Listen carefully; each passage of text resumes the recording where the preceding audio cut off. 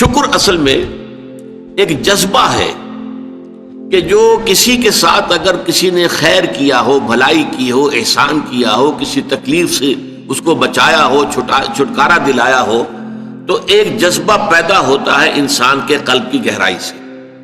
اب اسے ہم جذبہ تشکر کہیں گے، جذبہ امتنان کہیں گے. یہ قلب کی گہرائی سے ابھرتا ہے اور پھر زبان پر بھی آتا ہے. آپ کا شکریہ، میں آپ کا شکریہ ادا کرتا ہوں. یہ شکر جو ہے در حقیقت یہ فطرت کی صحت کی علامت ہے. اگر فطرت صحیح ہے تو شکر لازماً ہوگا، اور اگر شکر نہیں ہے تو معلوم ہوا کہ فطرت مسخ ہو چکی. آپ کے ساتھ کسی نے بھلائی کی اور آپ کے اندر یہ جذبہ بھی پیدا نہیں ہوا. یہ تو حیوانات تک کے اندر ہے. آپ کسی پیاسے جانور کے سامنے پانی رکھیے، کوئی بکری ہو، کوئی اور ہو، کوئی گائے ہو، پیاسا ہو، بندھا ہوا ہے، وہ تو ادھر ادھر دوڑ کر اپنی پیاس پوری نہیں کر سکتا. بالٹی میں پانی رکھ دیجیے، وہ پی کر پھر وہ آنکھیں اٹھا کر آپ کو دیکھے گا. وہ جانور تو اس کی آنکھوں کے اندر سے آپ کو جذبہ تشکر چھلکتا ہوا نظر آئے. اسی معنی میں عجیب بات یہ ہے، عین، عین کہتے ہیں آنکھ کو، اور عین کہتے ہیں چشمے کو بھی. عرب کہتے تھے عین الشکرا، وہ چشمہ جس میں سے پانی خود بخود ابل رہا ہو، نکل رہا ہو نیچے سے، زمین سے ابلتا ہو، عین الشکرا. اور دابۃ الشکور کہتے تھے ایسے حیوان کو. آپ کے ہاں کو گائے ہے، بھینس سے بندھی ہوئی ہے، آپ اس کی ٹہل سیوا کر رہے ہیں، اچھی خوراک دے رہے ہیں، غذا دے رہے ہیں، نہلاتے بھی ہیں گائے بھینس کو، تو پھر اس کا ظہور اس کے بدن پر ہونا چاہیے، اس پہ فربہی آنی چاہیے. تو اس کو کہیں گے دابۃ الشکور. یہ شکر گزار جانور ہے کہ اس کے ساتھ جو بھلائی ہو رہی ہے، جو خیر ہو رہا ہے، اس کے نتائج اس پر ظاہر ہو رہے ہیں. تو یہ فطرت کی در حقیقت صحت کی علامت ہے. پرانی کہانی آپ نے بھی بچپن میں پڑھی ہوگی کہ ایک غلام کہیں بھاگا ہوا تھا اور اسے راستے میں ایک جگہ اس نے دیکھا ایک شیر پڑا ہوا کراہ رہا ہے، اور اس کو شدید تکلیف تھی. اس کے پاؤں میں ایک کانٹا چبھا ہوا تھا. ظاہر بات ہے شیر نہیں نکال سکتا تھا اس کو. اس غلام نے اس کا کانٹا نکال دیا. اس شیر نے صرف اسے سونگھا اور چلا گیا. اس کے بعد وہ غلام پکڑا گیا، اور جیسے کہ ہوتا تھا رومن اور گریک دور میں کہ بھاگا ہوا غلام جب پکڑا جاتا تھا تو پھر شیروں سے پھڑواتے تھے اس کو. ان کے جو بڑے وہ ہوتے تھے، یہ اسٹیڈیمز بنے ہوئے ہوتے تھے، اس میں آ کر جو ہے اس غلام کو چھوڑ دیا، اور پھر بھوکا شیر جو ہے وہ پنجرے میں سے نکالا تاکہ وہ اس کو بھمبوڑے اور ختم کرے. تو اس نوجوان کو، اس غلام کو بھی پھینکا گیا. اس کے بعد جو شیر کا پنجرا کھولا تو شیر آیا، اس نے سونگا اور اس کو چھوڑ کر علیحدہ بیٹھ گیا. لوگ حیران ہوئے. معلوم ہے یہ وہی شیر تھا کہ جس کے پاؤں سے کانٹا نکالا تھا اس غلام نے، جبکہ وہ بھاگا پھر رہا تھا، چھپتا پھر رہا تھا جنگلوں میں. بہرحال یہ شے سمجھ لیجئے کہ شکر جو ہے در حقیقت یہ فطرت کی صحت کی علامت ہے. یہاں تک فرمایا حضور نے من لم یشکر الناس لا یشکر اللہ. یہ شکر ایسی شے ہے جو انسانوں کا شکر گزار نہیں ہے، وہ کبھی اللہ کا شکر گزار بھی نہیں ہو سکتا. فطرت مسخ ہو چکی ہے. کسی نے آپ کے ساتھ بھلائی کی اور آپ کے اندر سے وہ جذبہ تشکر ابھرا ہی نہیں، معلوم ہے فطرت کے سوتے خشک ہو چکے ہیں. وہ کنواں جس کے اندر لانے والے پانی کے سوتے خشک ہو چکے ہیں، پانی کہاں رہے گا اس میں؟ تو خالی کنواں ہے. تمہاری بھی فطرت جو ہے خالی ہو چکی ہے، اور تمہارے اندر وہ جو جذبہ تشکر موجود نہیں ہے، تو گویا کہ فطرت کے سوتے خشک ہو چکے. اب اصل بات کیا ہے؟ اس فطرت کے بعد اصل منعم کو پہچاننا. اب دیکھیے اس کو بھی ذرا غور سے سنیے میری بات کو. بچپن میں ہر بچہ یہ سمجھتا ہے کہ میرے حفاظت کرنے والے، میری ضروریات پوری کرنے والے، میری تکلیف پر تڑپ اٹھنے والے میرے والدین ہیں. اس سے آگے کا اسے بھی پتہ نہیں ہے، احساس نہیں ہے. لہذا جذبہ شکر جو ہے وہ والدین کی ذات کے ساتھ مرتکز ہو جاتا ہے. اس سے ذرا آگے بڑھا، معلوم نہیں میرا کنبہ ہے، میرے چچا ہیں، میرے ماموں ہیں، میرے فلاں ہیں، میرے کنبے قبیلے کے لوگ ہیں، میری قوم ہے، میرا وطن ہے. یہ سب در حقیقت میرے محافظ بھی ہیں، میرے مددگار بھی ہیں، اور میری ضرورتیں پوری کرتے ہیں. یہ جذبہ تشکر اب پھیل رہا ہے والدین سے، اپنے خاندان، قبیلے، قوم. اس کے بعد محسوس ہوتا ہے، اور یہ سائنس کی انتہا ہے، کہ یہ سارے عناصر فطرت مجھے پال رہے ہیں. سورج کی حرارت نہ ہو تو فصلیں کیسے پکے؟ سورج کی حرارت نہ ہو تو یہ ہوا، یہ بادل کیسے اٹھے؟ سمندروں سے بخارات. ہوائیں نہ چلیں تو یہ کیسے جو ہے بادل یہاں تک آئیں؟ اور بارش برسے اور پھر میرے لیے گندم جو ہے وہ پیدا ہو. تو کائنات پوری مجھے پال رہی ہے. اور اس میں سب سے بڑی شے جو ہے, یہ سائنس کا یوں سمجھ لیجیے کمال ہے, سب سے بڑی شے سورج ہے. اس لیے کہ یہ بھی کہنا ہے کہ زمین سورج ہی سے ٹوٹا ہوا ایک ٹکڑا ہے, اسی سے سپلنٹر ایک علیحدہ ہوا اور اس کے گرد گھومنا شروع کر دیا. واللہ عالم, یہ علیحدہ بحث ہے, یہ کاسمولوجی کی بحث ہے. لیکن یہ ہے کہ بہرحال ہم جانتے ہیں یہ شکر کا جذبہ پھر آ کر مرتکز ہوتا ہے یہ تمام مظاہر فطرت کے اوپر. اب اس کے بعد صرف ایک چھلانگ لگانے کی ضرورت ہے, وہ چھلانگ جو حضرت ابراہیم نے لگائی تھی. سورہ انعام میں ذکر ہے, انہوں نے ایک تارے کو دیکھا تو کہا اچھا شاید یہ میرا رب ہے. جب وہ ڈوب گیا, غروب ہو گیا, تو نہیں میں تو غروب ہونے والے کو تو رب نہیں مان سکتا. پھر چاند کو دیکھا, وہ بڑا روشن تھا, بہت بڑا تھا, اچھا یہ رب ہے. جب وہ بھی ڈوب گیا, کہا نہیں اگر میرے رب نے مجھے ہدایت نہ دی. پھر دیکھا سورج کو, ھذا اکبر ھذا ربی ھذا اکبر.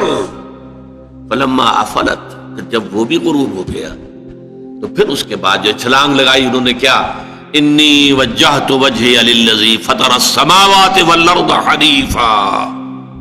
میں نے اب اپنا رخ کر لیا ہے, اپنا چہرہ کر لیا ہے رخ پر اس ذات کے جس نے آسمانوں اور زمین کو پیدا کیا ہے, جو سورج اور چاند اور ستاروں کا پیدا کرنے والا ہے. حنیفا, یکسو ہو کر. وما انا من المشرکین, اور میں ہرگز مشرکوں میں سے نہیں. یہ ہے عقل کی آخری چھلانگ. سورج بھی ایک نظام میں جکڑا ہوا ہے, کسی اور نے اس کا نظام بنایا ہے, اس کی حیثیت کچھ ہے ہی نہیں. اس پوری کائنات کی وسعت اور پہنائی میں یہ جو خورشید منور ہے یہ کیا ہے, یہ ایک ذرے کے مانند ہے. پوری کائنات کی billions and billions of galaxies, اور ہر گیلیکسیز میں billions and billions of stars. اندازہ تو کیجئے, اس کی وسعت کا کوئی تصور ممکن ہے؟ انسان کو چکر آتا ہے. یہ تمام جو ہے اعداد و شمار جو یہ آتے ہیں ہمارے سامنے ایسٹرونومی میں, چکر آتا ہے. سورج کی کیا حیثیت ہے؟ ہاں ایک ہستی ہے کہ جس نے ان سب کو جکڑا ہوا ہے, جس کے نظام میں ہے, جس کے قانون کے اندر یہ جکڑے ہوئے ہیں. بحسبان, یہ ایک حساب کے ساتھ چل رہے ہیں, اور حساب کسی نے معین کیا ہوا.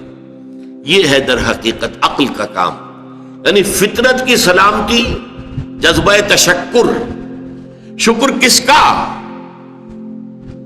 سب سے بڑی بات اللہ کا شکر. ایک بات اور نوٹ کر لیجئے, یہی جذبہ تشکر ہے جو پھر عبادت کی شکل اختیار کرتا ہے. دیکھیے شکر, آپ کے ساتھ کسی نے بھلائی کی, آپ کی فطرت کا تقاضا نمبر 1 یہ کہ اس کا شکریہ ادا کریں. نمبر 2 یہ کہ آپ بھی کوشش کریں کہ کوئی میں بھی اس کی خدمت کروں, کو میں اس کو بدلہ دوں.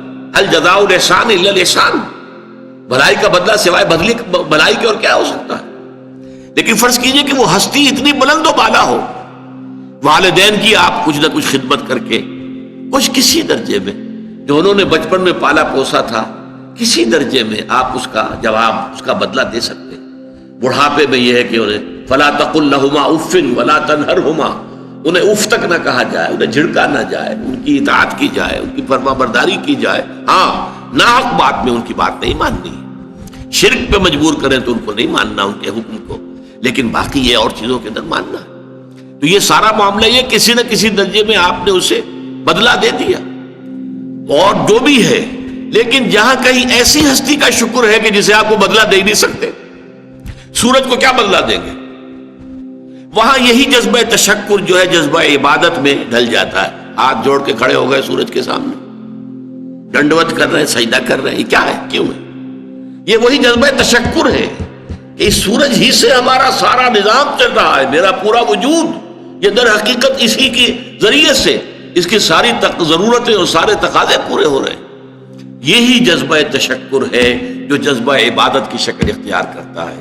اور جب جذبہ تشکر صحیح جگہ جا کر لگ گیا, یعنی جیسے کہ میں مثال بارہا دیتا رہا ہوں کہ اگر آپ کو کسی اونچی فصیل پر چڑھنا ہے اور آپ کے پاس جو ہے وہ ایک کمند ہے, تو پہلے کمند کو آپ پھینکیں گے اونچا, آپ کے بازو میں طاقت ہونی چاہیے. اگر بازو میں طاقت ہی نہیں ہے تو کمند کہیں قریب ہی جا کے اٹک گئی, تو جہاں تک وہ اٹکی ہے وہیں تک چڑھ سکتے ہیں نا, اس سے آگے تو نہیں جا سکتے. تو کمند کو پہنچانا ہے پہلے اونچائی تک. اب دیکھیے اس کو اقبال نے کہا ہے یزداں بکمند آور، اے ہمت مردانہ، تمہاری کمند یزداں کے ساتھ جا کر جڑے، اللہ کو پہچانو۔ تمہاری عقل کا جو ہے در حقیقت امتحان یہ ہے کہ اصل منعم حقیقی، اصل محسن حقیقی، اس کے انعامات، اس کے احسانات، اس نے تمہیں پیدا کیا، تمہاری ضرورت کی چیزیں پیدا کی۔ ان تعدوا نعمت اللہ لا تحصوها، اگر تم اللہ کی نعمتوں کو گننا چاہو کبھی احسان نہیں کر سکتے، کبھی ان کی گنتی نہیں کر سکتے۔ اس کے لیے تمہارا جذبہ شکر جو ہے وہ ڈھل جانا چاہیے جذبہ عبادت میں۔ اور یہاں اس رکوع کے اعتبار سے اس کے جو سب سے بڑا مظہر ہے وہ اب آ رہا ہے، وَإِذْ وَلَقَدْ آتَيْنَا لُقْمَانَ الْحِكْمَةَ أَنِ اشْكُرْ لِلَّهِ، أَنِ اشْكُرْ لِلَّهِ، گویا کہ حکمت کا تقاضا یہ کہ شکر کا جذبہ اللہ تعالیٰ کی ذات کے ساتھ وابستہ ہو جائے۔ وَمَن يَشْكُرْ فَإِنَّمَا يَشْكُرُ لِنَفْسِهِ، اور جو کوئی شکر کرتا ہے وہ اپنے بھلے کو کرتا ہے۔ اللہ کا کوئی کام نہیں بنتا اس سے، اللہ کی کوئی ضرورت پوری نہیں ہوتی، وہ ضرورت سے مبرہ ہے، منزہ ہے، اعلیٰ ہے، عرفہ ہے، اس کی کوئی ضرورت نہیں، احتیاج ہے ہی نہیں، وہ محتاج نہیں ہے، وہ تو غنی ہے۔ تو اس لیے فرمایا من یشکر فانما یشکر لنفسہ، لنفسہ سے مراد کیا ہے؟ اگر آپ کے اندر جذبہ شکر ہے اور وہ جذبہ تشکر جا کر ذات باری تعالیٰ کے ساتھ منسلک اور ملحق بھی ہو گیا ہے، اب آپ کی شخصیت کا ترفع ہوگا، شخصیت ابھرے گی، شخصیت اپچے گی، شخصیت کی ترقی ہوگی، شخصیت میں ترفع پیدا ہوگا، بلندی آئے گی، تعمیر سیرت جسے کہتے ہیں، جسے اقبال تعمیر خودی کہتا ہے۔ صحیح معنی میں واقعتاً آپ ایک ایسے انسان بن سکیں گے کہ جن کے بارے میں قرآن نے کہا ہے کہ وَلَقَدْ خَلَقْنَا الْإِنسَانَ فِي أَحْسَنِ تَقْوِيمٍ، ہم نے انسان کو بہترین حساب پر پیدا کیا۔ وہ انسان بننے کے لیے ضروری ہے کہ آپ کی فطرت سلیم ہو اور عقل سلیم، فطرت سلیمہ جذبہ تشکر موجود ہو، عقل سلیم اصل محسن کو پہچان لے، اصل منعم کو پہچان لے، اور یہ منسلک ہو جائے پہ جذبہ تشکر ذات باری تعالیٰ کے ساتھ، تو اس کا بھلا تمہیں کو پہنچے گا، تمہاری شخصیت کی تعمیر ہوگی، تمہاری خودی جو ہے وہ پختہ ہوگی، مضبوط ہوگی، تمہاری اپنی سیرت و کردار جو ہے اس کی نشو و نما ہوگی۔ وَمَن يَشْكُرْ فَإِنَّمَا يَشْكُرُ لِنَفْسِهِ وَمَن كَفَرَ، اور جو کفر کرے فَإِنَّ اللَّهَ غَنِيٌّ حَمِيدٌ، تو اللہ تو غنی ہے اور حمید ہے۔